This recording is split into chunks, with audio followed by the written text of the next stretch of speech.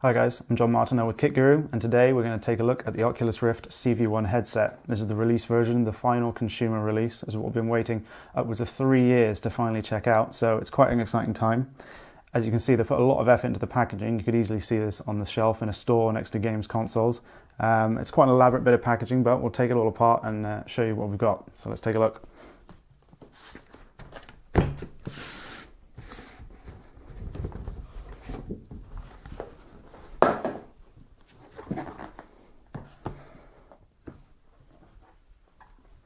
As you can see, it's quite a neat setup. Everything's all in pride of place.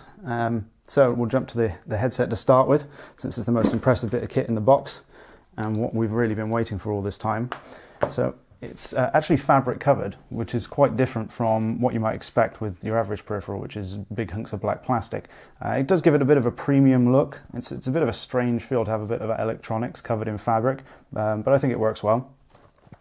Now you've got the built-in headphones with the Rift, which is one of its main differentiating factors between it and the Vive. So Oculus are able to control the audio solution right from the get-go. Head strap, again, the design is slightly different from the Vive and from the DK2 that we played with in the past.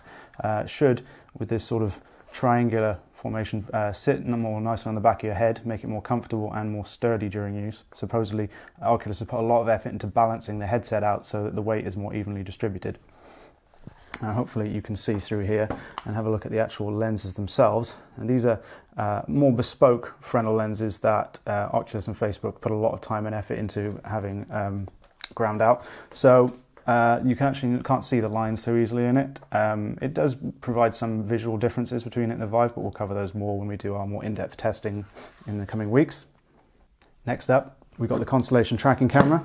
This is a freestanding solution compared to what we're used to in the past with the Rift DK2, but it's essentially the same kind of tracking solution. It's infrared and provides positional tracking in-game.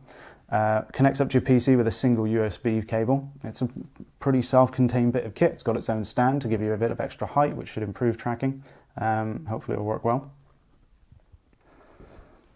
And the other bit of kit in this sort of starter area of the pack is the wireless remote. Now, Oculus didn't say a lot about this before launch, but in reality it's there to give you simple media control if you're doing some interactive media, non-interactive media rather, letting you control volume and perhaps pause or start a movie again.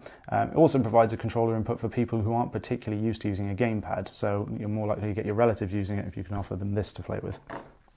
While that might look like everything, we also have a little sneaky hidden compartment in here, which is where you'll find the wireless Xbox One controller. Now, if you've used an Xbox One before, you know all about this. This is how it works. It's the standard wireless controller.